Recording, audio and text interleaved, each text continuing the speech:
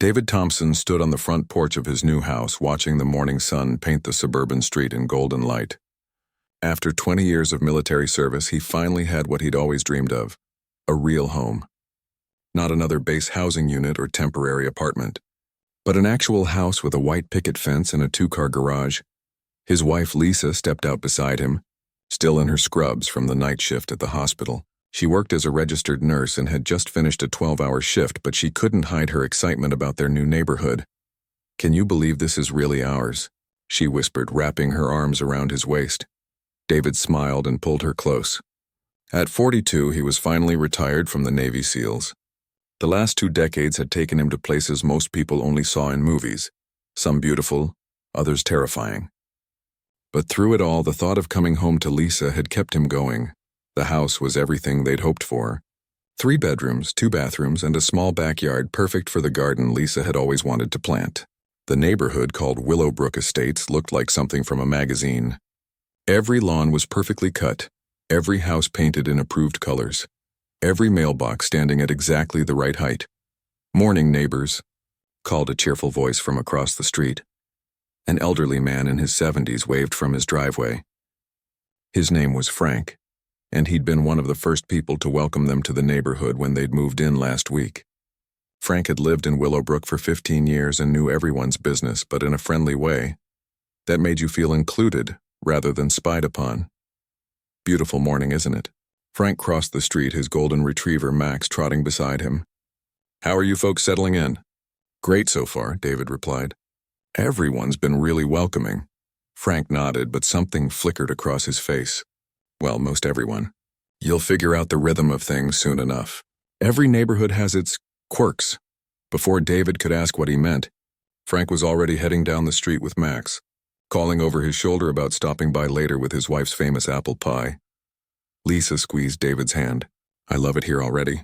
Look at this place, it's like a movie set." She wasn't wrong. Willowbrook Estates was the kind of neighborhood where kids rode bikes on sidewalks, where people actually knew their neighbors' names, and where the biggest worry seemed to be whether your grass was green enough. After years of living on military bases around the world, this felt like paradise. David had used his military savings and VA benefits to buy the house. It wasn't the biggest one in the neighborhood, but it was theirs. No more moving every few years. No more wondering if this assignment would be his last. He was starting a security consulting business, helping companies protect their executives and facilities. His military background opened doors, and he already had several contracts lined up. As they walked back inside, David noticed a woman across the street peeking through her curtains. When she saw him looking, she quickly disappeared. He thought nothing of it. New neighbors always attracted curiosity. The house still smelled like fresh paint and new carpet. Moving boxes filled the living room, but Lisa had already started making it feel like home. Family photos sat on the mantel, and her collection of houseplants lined the windows. "I need to get some sleep before my shift tonight," Lisa said, yawning. "But I want to plant those herbs this weekend. The spot by the kitchen window gets perfect morning sun." David kissed her forehead. "Get some rest. I'll finish unpacking the office." As Lisa headed upstairs, David returned to setting up his home office. The spare bedroom was perfect, quiet with good lighting and enough space for his desk and filing cabinets. He was arranging his computer equipment when the doorbell rang. A woman in her 50s stood on his porch, holding a clipboard and wearing the kind of smile that didn't quite reach her eyes. She was perfectly dressed, not a hair out of place, and she carried herself with the confidence of someone used to being in charge. "Hello there. I'm Patricia Hawthorne, president of the Willowbrook Homeowners Association. I wanted to personally welcome you to our community." David shook her offered hand. "David Thompson. Nice to meet you." "Oh, I know exactly who you are," Patricia said, consulting her clipboard. "You purchased 1247 Maple Street for $385,000 last month. Military background, I understand?" Something about the way she said it made David's training kick in. 20 years of reading people in high-stress situations had taught him to trust his instincts, and right now, those instincts were telling him this wasn't just a friendly welcome visit. "That's right," he said simply. Patricia's smile grew wider. "Well, we're always happy to have solid law-abiding citizens in Willowbrook. I brought you a copy of our community guidelines." She handed him a thick packet. "Everything you need to know about maintaining our neighborhood standards. We take great pride in our property values here. David flipped through the packet. It was surprisingly thick. Dozens of pages covering everything from approved paint colors to acceptable decorative items. There were rules about when you could water your lawn, what types of plants were allowed, even specifications for holiday decorations. This is quite comprehensive, he said. Oh yes, we believe in maintaining standards. You'll find we're very thorough in our enforcement. We have regular inspections to ensure everyone is following the guidelines. I'm sure you understand the importance of following rules coming from a military background. Again, that tone, like she was testing him somehow. Of course, David replied. Lisa and I just want to be good neighbors. I'm sure you do. Patricia made a note on her clipboard. I noticed your mailbox is about 2 inches too far from the curb, by the way. You'll want to correct that before our next inspection. The guidelines specify 18 inches from the street edge. David glanced at the mailbox. It looked exactly like every other mailbox on the street. I'll take a look at it. Wonderful. Oh, and one more thing. Patricia's voice took on a sweeter tone. We've had some concerns about unauthorized modifications to landscaping. I noticed your wife was looking at the area by your kitchen window yesterday. Any changes to the existing landscape design need to be approved by the architectural committee first. We can't have people just planting whatever they want wherever they want, can we? The way she said your wife made David's jaw tighten slightly.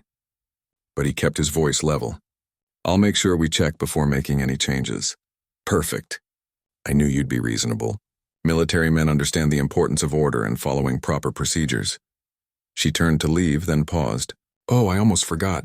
Welcome to the neighborhood cookout is this Saturday at the community center, 6 o'clock.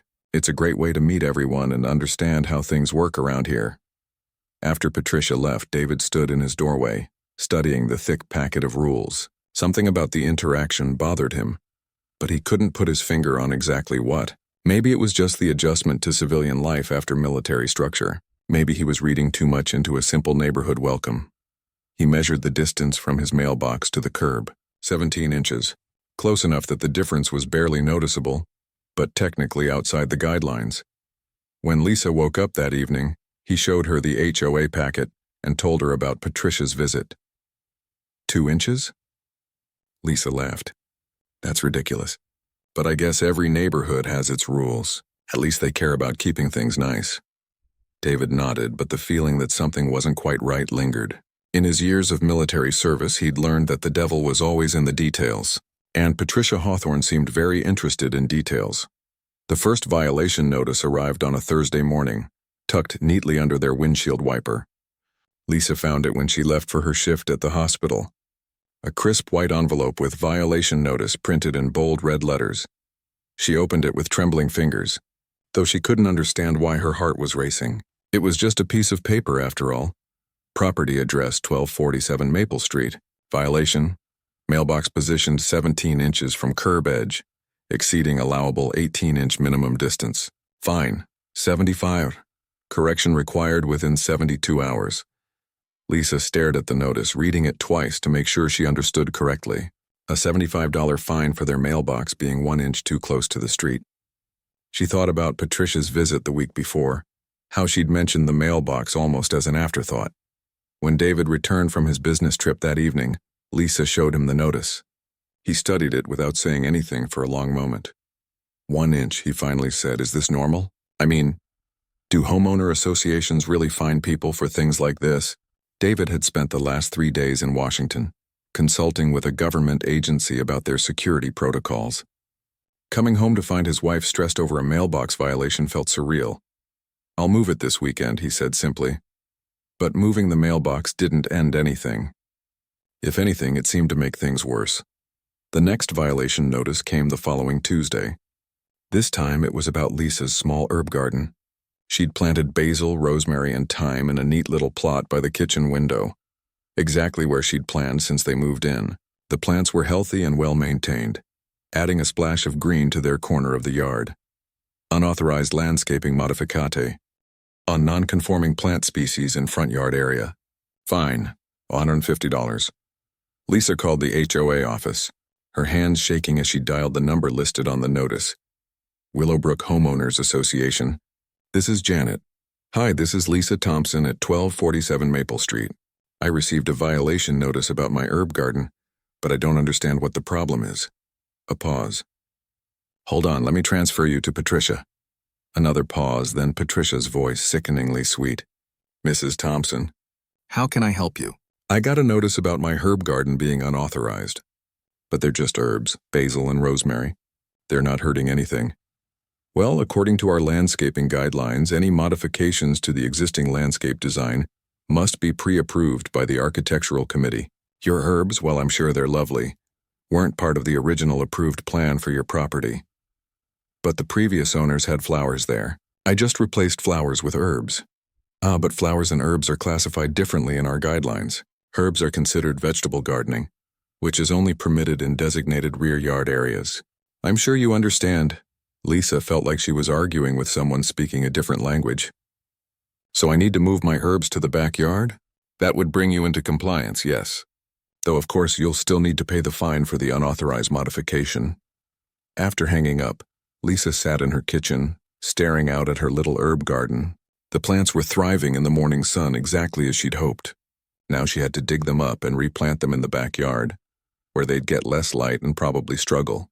She spent Saturday afternoon moving the herbs, feeling ridiculous the entire time. David helped without complaint, but she could see the tension in his shoulders as he worked. This is crazy, she muttered, carefully transplanting the basil. It's like they're looking for reasons to fine us. David didn't respond, but she noticed him glancing around the neighborhood as they worked. Several neighbors walked by, but none stopped to chat like they had the first week. A few waved, but kept walking quickly, eyes averted. The third violation notice arrived the following week. This time it was about their car. Vehicle parked at non-conforming angle in driveway. Regulation requires vehicles to be positioned parallel to property line with front bumper aligned to designated marking. Lisa stared at their perfectly normal car, parked in their perfectly normal driveway, exactly like cars were parked in every other driveway on the street. She walked outside and looked more carefully. Their car was maybe 2 degrees off from being perfectly straight. This is harassment, she told David that night. They're targeting us. David was quiet for a long moment. Let me handle the next one. But there was always a next one. A notice about their curtains being the wrong shade of white. Apparently eggshell was acceptable, but ivory was not. A fine for leaving their garbage cans visible from the street 15 minutes past the pickup deadline. A violation for David's car being parked inappropriately when he'd pulled into the driveway at an angle while bringing in groceries.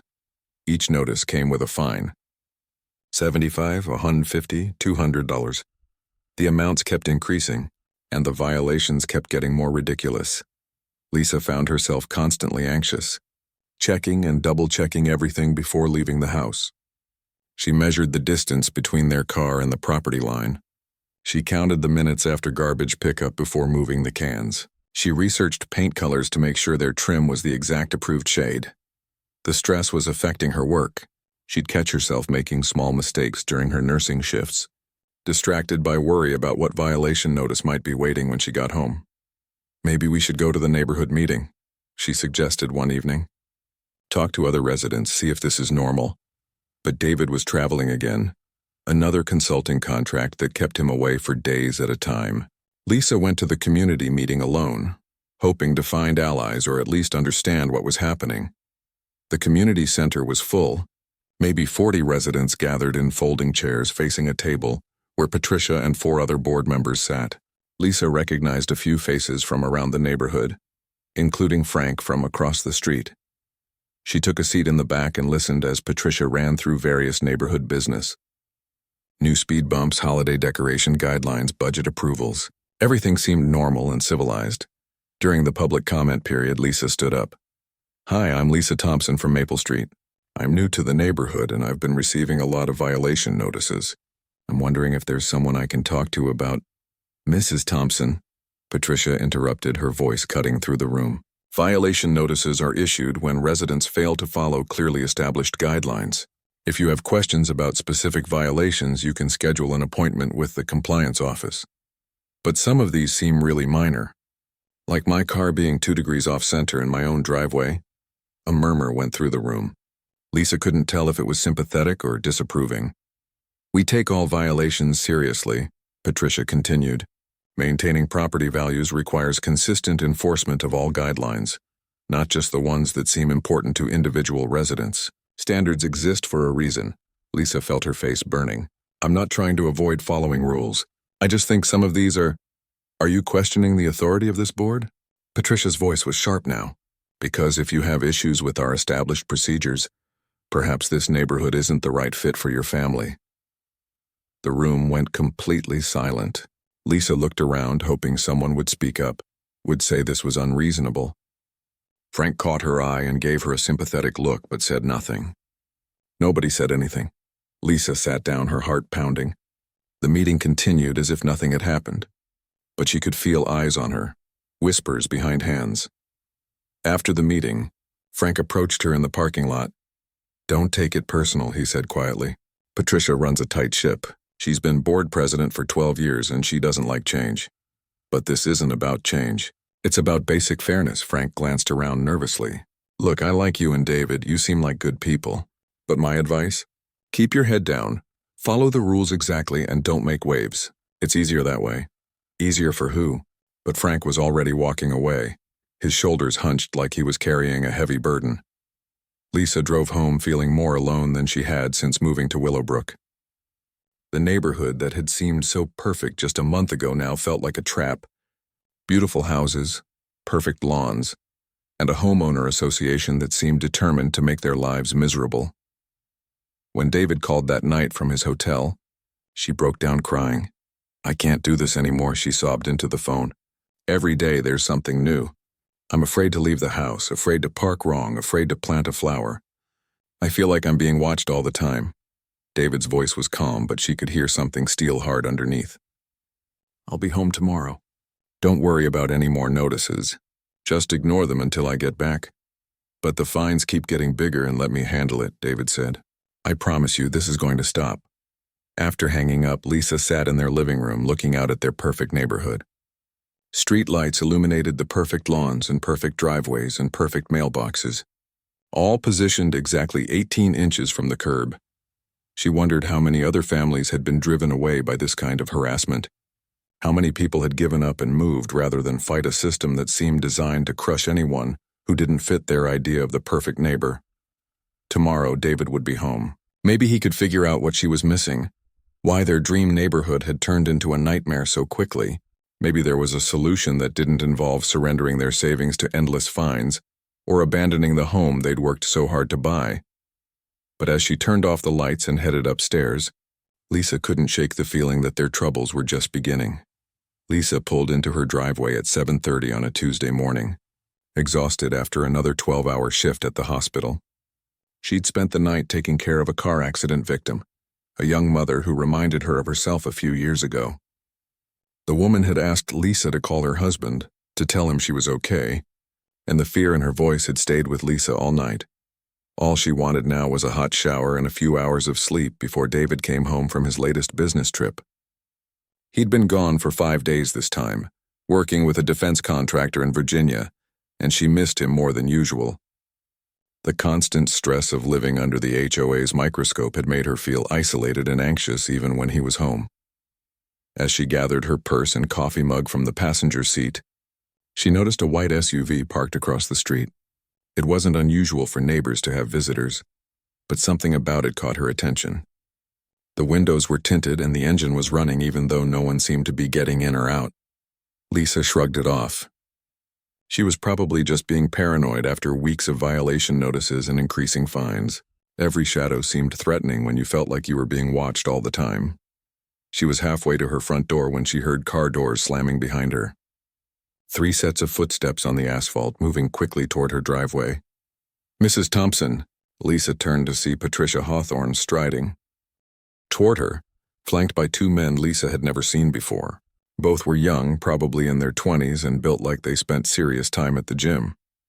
They wore matching polo shirts with some kind of security company logo, and they moved with the aggressive confidence of people used to intimidating others.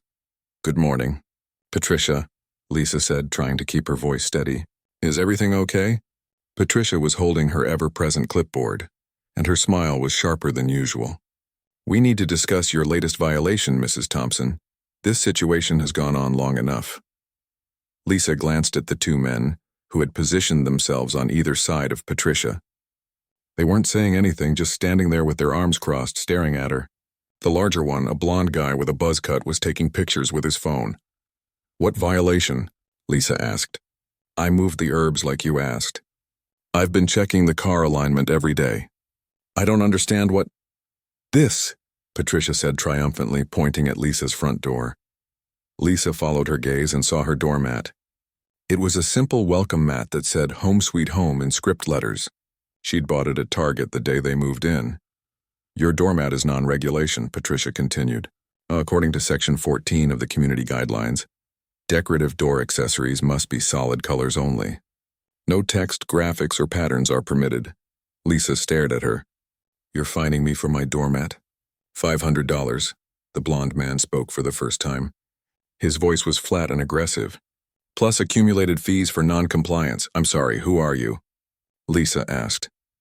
"This is Derek Miller and his associate Jake Watson," Patricia said smoothly. "They're our new community enforcement officers. We've hired professional help to ensure violations are addressed promptly and thoroughly." Derek stepped closer to Lisa, invading her personal space. He was at least 6'3" and probably weighed twice what she did. "Ma'am, we're going to need you to remove that mat immediately and pay the fine." "Right now?" Lisa's voice came out smaller than she intended. "Right now," Jake echoed. He was taking more pictures, not just of the doormat, but of Lisa herself, their house, even their car in the driveway. Lisa looked around, hoping to see a neighbor who might witness what was happening, maybe even help, but the street was empty. Everyone else was either at work or still sleeping. Even Frank's house across the street showed no signs of life. "I need to call my husband," Lisa said. "Your husband isn't here," Patricia replied. "And this is a simple matter that doesn't require a phone call. Remove the mat, pay the fine, and we can all go about our day." $500 for a doormat, Lisa repeated, still not quite believing it. Derek pulled out a tablet and showed her the screen. "Actually, it's $750 now. The fine increases if you argue or delay compliance." Lisa felt like she was living in some kind of alternate reality. 3 weeks ago, her biggest worry had been whether she'd remembered to water her herbs. Now she was being confronted, in her own driveway, by 2 hired muscle and a homeowner association president who seemed to have lost touch with sanity. "I don't have that kind of cash on me," she said. "We accept credit cards," Jake said, pulling out a card reader that connected to his phone. Very convenient. The whole situation felt surreal and threatening.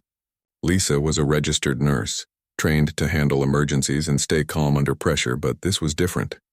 This felt personal and predatory in a way that made her hands shake. "What if I refuse?" she asked. Patricia's smile widened. "Well, continued non-compliance results in additional fines and potential legal action. We have the authority to place liens on properties that accumulate sufficient violations. Of course, we'd hate for it to come to that." Derek moved even closer, and Lisa could smell his cologne mixed with sweat. "Ma'am, we really recommend you cooperate. Makes things easier for everyone." Jake was still taking pictures, and now he was videotaping the interaction. "For documentation purposes," he explained when he caught Lisa looking at him. Lisa felt trapped. She was outnumbered 3-1, exhausted from a long night at work and facing people who seemed to enjoy her discomfort. The rational part of her mind knew she should stand up for herself, should tell them this was harassment and refuse to pay such a ridiculous fine. But the practical part of her mind was calculating how much more they could fine her if she resisted, how much it would cost to fight lions in legal action. "Can I at least see the specific regulation you're citing?" she asked. Patricia flipped through her clipboard. Section 14, subsection C, paragraph 3. Decorative elements placed on or adjacent to primary entrance doors must be solid colors only. Text, logos, graphics, patterns, or images of any kind are prohibited to maintain uniform aesthetic standards. Lisa had read through the HOA guidelines multiple times since moving in, but she couldn't remember seeing anything that specific about doormats. The document was over 40 pages long, dense with subsections and cross-references that would have challenged a lawyer to navigate. "I never saw that," Lisa said. "Ignorance of regulations is not an excuse for non-compliance," Derek said. "We recommend all residents familiarize themselves with community standards before making decorative choices." The way he said it sounded rehearsed, like he'd given this speech before. Lisa wondered how many other residents had been confronted like this, how many had paid fines rather than fight. "Look," she said, trying one more time to appeal to reason. "I've been following every rule you've given me. I moved my plants, I repositioned my car, I even repainted our trim. I'm trying to be a good neighbor here." "Good neighbors follow all the rules," Patricia said. "Not just the ones they think are important. But this is just a doormat. It's not hurting anyone, it's not bringing down property values. It just says home sweet home." "Rules are rules," Jake said. "You can't pick and choose which ones to follow." Derek was studying their house now, walking slowly along the driveway and taking more pictures. "Actually, I'm seeing several other potential violations while we're here." Lisa's heart sank. "What other violations?" "Window treatments appear to be off-white rather than true white. Garage door shows signs of weathering that may require repainting. Driveway has a small oil stain near the left side." Each item Derek mentioned felt like another weight added to an already crushing load. Lisa could see how this was going to go. One violation would lead to another, then another, until she and David were buried under fines they couldn't afford. "This is harassment," she said quietly. Patricia's expression hardened. "Mrs. Thompson, I'm going to pretend I didn't hear that. Making false accusations against board members and enforcement officers is a serious matter that could result in additional sanctions. People, like you need to learn that there are consequences for not following the rules." Derek added, his voice taking on a nastier edge. "This is a quality neighborhood and we intend to keep it that way." The way he said "people like you" made Lisa's skin crawl. There was something in his tone that had nothing to do with doormats or property values, and everything to do with who belonged in Willowbrook Estates and who didn't. "I want you to leave," Lisa said, her voice stronger now. "You can mail me the violation notice through normal channels." "We're on public property," Jake pointed out, gesturing to the sidewalk where they were standing. "We have every right to be here conducting official business. Besides," Patricia added sweetly, "we're not done with our inspection." Derek found several other items that need to be documented. Derek was now photographing their car, walking around it slowly and taking pictures from every angle. Tires show signs of road grime. Vehicle registration sticker is positioned 1/4 inch off center on windshield. Lisa felt like screaming. Every single thing they mentioned was completely normal.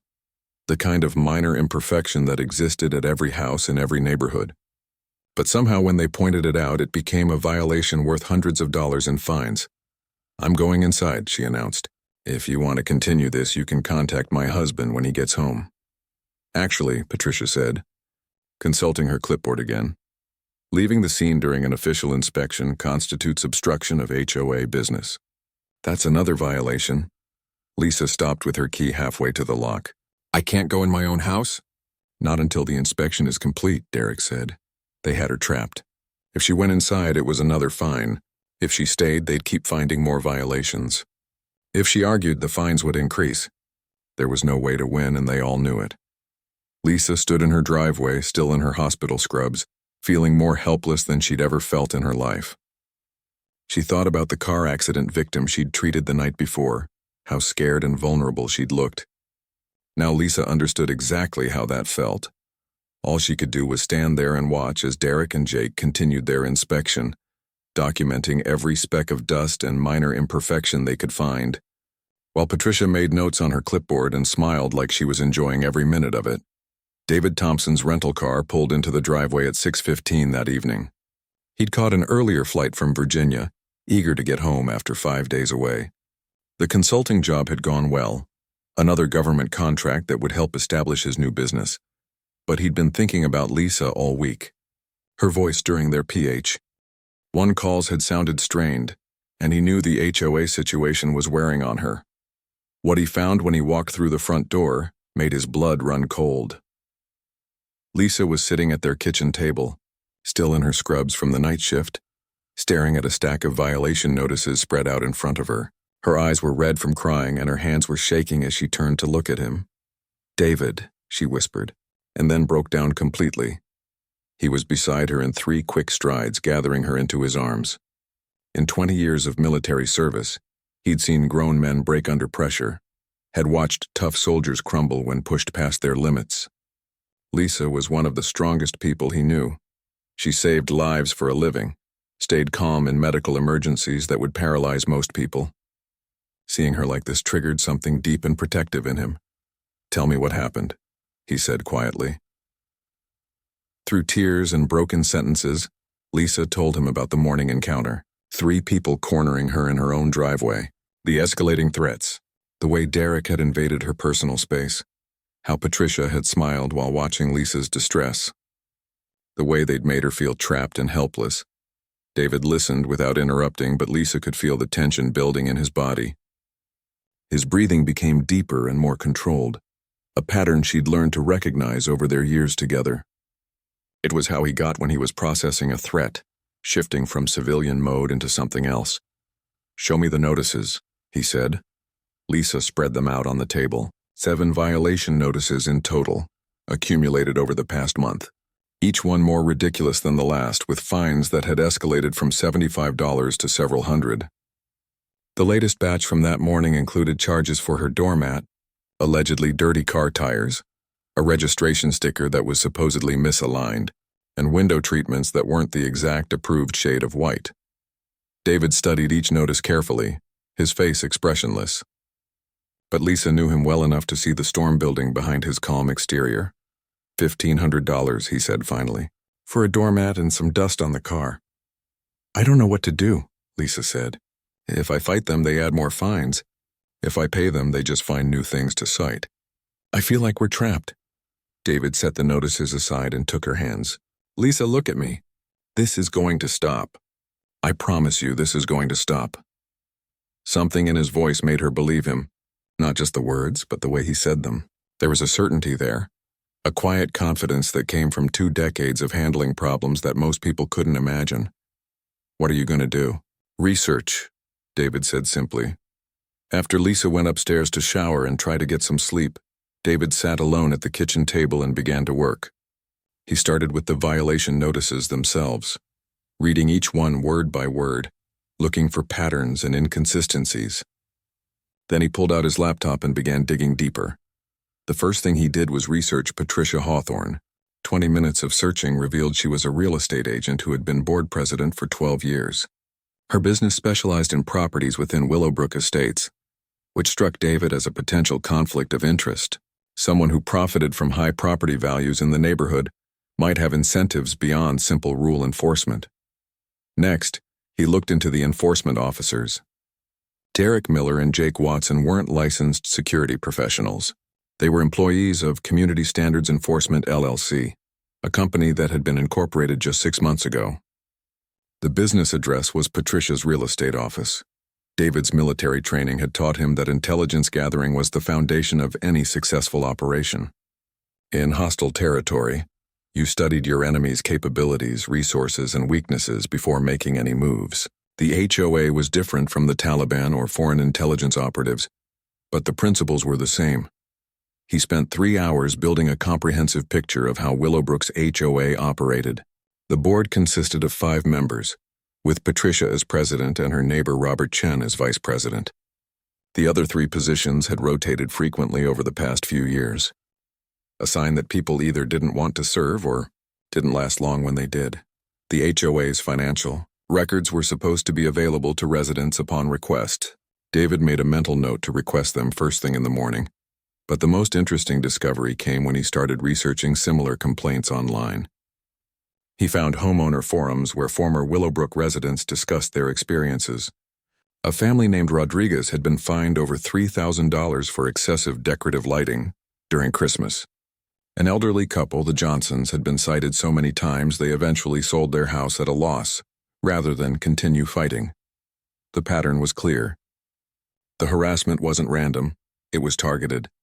Newer residents, minorities, anyone who didn't fit Patricia's vision of the perfect neighbor. The violations were always technically legitimate according to the HOA guidelines, but they were applied selectively and aggressively to specific families. David leaned back in his chair, his mind working through possibilities. In the military, he'd learned that bullies relied on their targets being isolated and overwhelmed. They counted on people not fighting back, not having the resources or knowledge to resist effectively. But David wasn't most people. At 2 in the morning, he was still working. He'd downloaded the complete HOA bylaws, state regulations governing homeowner associations, and local ordinances about property management. The deeper he dug, the more problems he found with how Patricia was running things. The enforcement officers, for example. According to state law, HOA boards could hire management companies or contractors, but they had specific requirements for licensing and insurance. Derek and Jake's company didn't appear to meet any of those requirements. The escalating fines were another issue. State regulations required that violation notices include specific information about appeals processes and dispute resolution. None of the notices Lisa had received mentioned any way to challenge the citations. David made detailed notes, cross-referencing specific violations of state law with Patricia's actions. By dawn, he had identified at least a dozen ways the HOA was operating outside legal boundaries, but legal violations weren't enough. David had learned in special operations that the most effective strategies attacked multiple fronts simultaneously. You didn't just neutralize the immediate threat, you dismantled the entire system that created the threat. When Lisa came downstairs the next morning, she found David still at the kitchen table, now surrounded by printed documents, legal pads covered with notes, and his laptop displaying what looked like an organizational chart. "Did you sleep at all?" she asked. "I'll sleep later," David said. "Right now I need you to tell me something. Yesterday when they confronted you, did anyone else see what happened? Any neighbors, delivery drivers, anyone?" Lisa thought about it. Mrs. Chen from next door was getting her mail around the same time, and I think I saw someone walking a dog down the street, but I don't know who it was. David made another note. "What about their car? Did you notice the license plate?"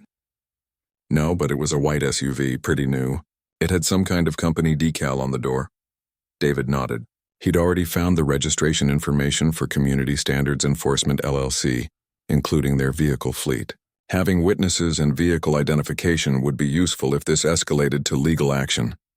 "David, what are you planning?" Lisa asked. She knew that look, had seen it before when he was preparing for a deployment. "I'm going to solve this problem," he said simply, "but I need you to do something for me. If Patricia or her enforcement team shows up again, don't engage with them. Be polite, but don't argue. Don't pay any fines and don't let them pressure you into anything. Just tell them I'll be handling all HOA matters from now on. What if they threaten more fines? Let them. Every illegal action they take gives us more leverage." Lisa sat down across from him, studying the organized chaos of papers and notes. "This looks like you're planning a military operation." David looked up at her, and for a moment she saw not her gentle husband but the Navy SEAL who had spent 20 years protecting his country from people who thought they could intimidate innocent families. "Patricia Hawthorne has been running this neighborhood like her personal kingdom for 12 years, he said. "She's used fear and intimidation to drive away families who didn't fit her idea of perfect neighbors. She's violated state laws, abused her authority, and yesterday she made the mistake of threatening my wife." David's voice never rose above a conversational level, but there was something absolutely final in the way he spoke. "What she doesn't understand," he continued, "is that I spent 2 decades learning how to dismantle organizations that prey on innocent people. The tactics are different, but the principles are the same. You identify the power structure, find the weak points, and apply pressure systematically until the whole thing collapses." Lisa felt a mix of relief and concern. Relief that David was taking charge of a situation that had been overwhelming her for weeks. Concern about what methods he might use to dismantle the HOA power structure. "You're not going to do anything illegal, are you?" she asked.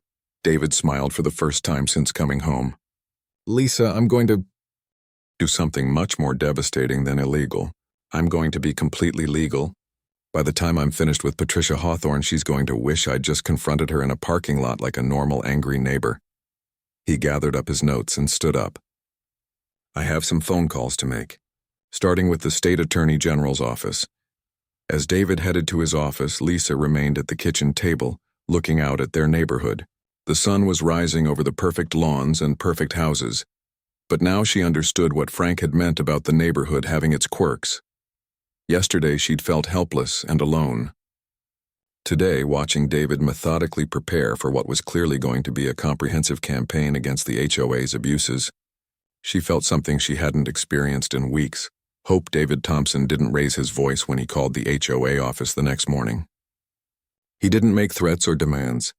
He simply requested a formal hearing before the board to address what he called procedural concerns regarding recent violation notices. Patricia Hawthorne's secretary seemed surprised by the polite, professional tone. "A formal hearing?" Janet repeated. "Well, I suppose we could schedule something. Most residents just pay the fines and move on. I prefer to handle things through proper channels," David said. "According to the bylaws, I have the right to address the board directly. I'd like to schedule that for your next regular meeting." There was a pause, then muffled conversation as Janet apparently covered the phone to speak with someone else. "Mrs. Hawthorne says she can fit you in next Thursday evening, 7 o'clock at the community center." "Perfect," David said. "I'll need about 30 minutes to present my concerns." After hanging up, David smiled grimly. Patricia had just given him exactly what he wanted: a public forum with the entire board present, plus whatever residents chose to attend. She probably thought she was walking into another opportunity to humiliate a resident into submission. She had no idea what was coming. The next week passed quietly. No enforcement officers appeared at the Thompson house. No new violation notices arrived. Lisa began to relax slightly, though she noticed Patricia's white SUV driving slowly past their house more often than seemed normal. "She's nervous," David observed when Lisa mentioned it. "Good. Nervous people make mistakes." David spent the week refining his presentation and making phone calls. He contacted the State Attorney General's office, the Better Business Bureau, and the local Civil Rights Commission. He didn't file formal complaints yet, that would come later. For now, he was simply gathering information and establishing contacts. By Thursday evening, David had assembled what looked like a legal brief, 43 pages of documentation, cross-referenced and organized by topic. Lisa helped him load boxes of supporting materials into their car. "Are you sure about this?" she asked as they drove to the community center. "Patricia's had 12 years to build relationships in this neighborhood. What if no one supports us?" "Then we'll know where we stand," David replied. "But I don't think that's going to be a problem." The community center was more crowded than usual. Word had apparently gotten around that the new residents were going to challenge the HOA, and people were curious. Lisa recognized faces from around the neighborhood, including Frank from across the street and Mrs. Chen from next door. Patricia sat at the head table with the other 4 board members, looking confident and slightly amused. Derek and Jake stood near the back of the room, apparently providing security for the meeting. "Before we begin regular business," Patricia announced, "we have a special presentation from Mr. Thompson regarding some concerns about HOA procedures. Mr. Thompson, you have 15 minutes. "Actually, I reserved 30 minutes, David said pleasantly, standing up with his materials. "As specified in Section 12 of the bylaws regarding resident presentations to the board." Patricia's smile flickered slightly. "Of course, 30 minutes. David walked to the front of the room, calm and professional. He'd given briefings to generals and congressional committees. A homeowner association meeting was considerably less intimidating. "Thank you," he began. "My name is David Thompson, and my wife Lisa and I live at 1247 Maple Street. We moved to Willowbrook 6 weeks ago because we believed this was a community that valued fairness, respect, and the rule of law." He paused, making eye contact with several residents. "Unfortunately, our experience has been quite different. Over the past month, we've been subjected to harassment, intimidation, and what I can only describe as a systematic campaign to drive us from our home." Patricia started to interrupt, but David continued smoothly. "I'm not here to complain or ask for sympathy. I'm here to present evidence of multiple violations of state law governing homeowner associations, financial irregularities in HOA operations, and abuse of authority by board members and their agents." A murmur went through the room. Patricia's confident expression was beginning to crack. David opened his first folder. "Let's start with the enforcement officers who confronted my wife in our driveway last Tuesday." He pulled out a poster-sized printout, a photo of Derek and Jake's business license application. Derek Miller and Jake Watson represent themselves as professional enforcement officers. However, their company, Community Standards Enforcement LLC, is not licensed for security services in this state. They carry no insurance, no bonding, and no certification for the authority they claim to exercise. David looked directly at Patricia. More importantly, their company lists its business address as 1247 Oak Street, which is Patricia Hawthorne's real estate office, the same Patricia Hawthorne who sits as president of this board. The murmur in the room grew louder. Patricia's face was flushing red. Furthermore, David continued, state law requires that any contractors hired by HOA boards must be approved by majority vote and properly documented in meeting minutes. I've reviewed the past 2 years of meeting minutes. There's no record of any vote to hire Community Standards Enforcement, LLC. David moved to his next exhibit. Now let's discuss the violation notices themselves. He displayed copies of all 7 notices Lisa had received. State regulations require that HOA violation notices include specific information, the exact rule being violated, the process for appeals, and contact information for dispute resolution. As you can see, none of these notices include any of that required information. Frank was leaning forward in his seat, studying the exhibits.